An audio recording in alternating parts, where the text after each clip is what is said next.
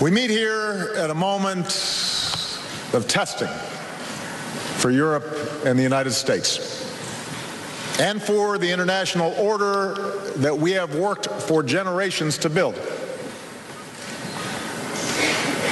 Throughout human history, societies have grappled with fundamental questions of how to organize themselves, the proper relationship between the individual and the state, the best means to resolve inevitable conflicts between states. And it was here in Europe, through centuries of struggle, through war and enlightenment, repression and revolution, that a particular set of ideals began to emerge. The belief that through conscience and free will, each of us has the right to live as we choose. The belief that power is derived from the consent of the governed, and that laws and institutions should be established to protect that understanding. And those ideas eventually inspired a band of colonialists across an ocean.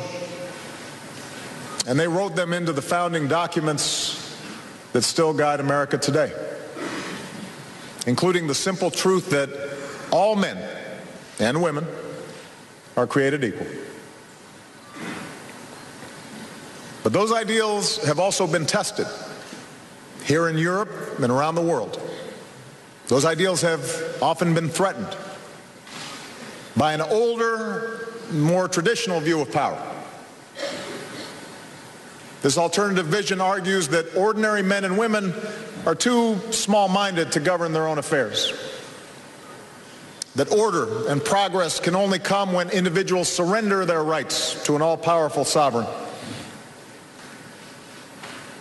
Often, this alternative vision roots itself in the notion that by virtue of race or faith or ethnicity, some are inherently superior to others, and that individual identity must be defined by us versus them,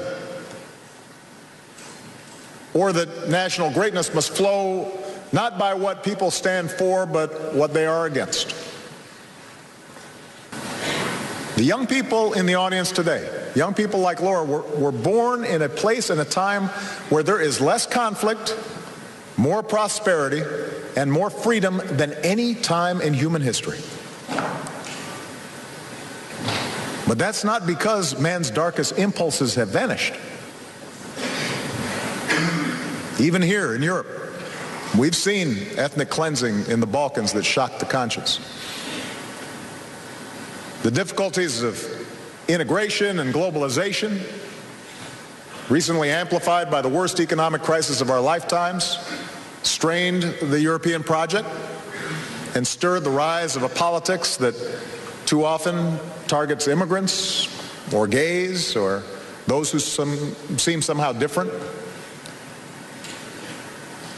While technology has opened up vast opportunities for trade and innovation and cultural understanding, it's also allowed terrorists to kill on a horrifying scale.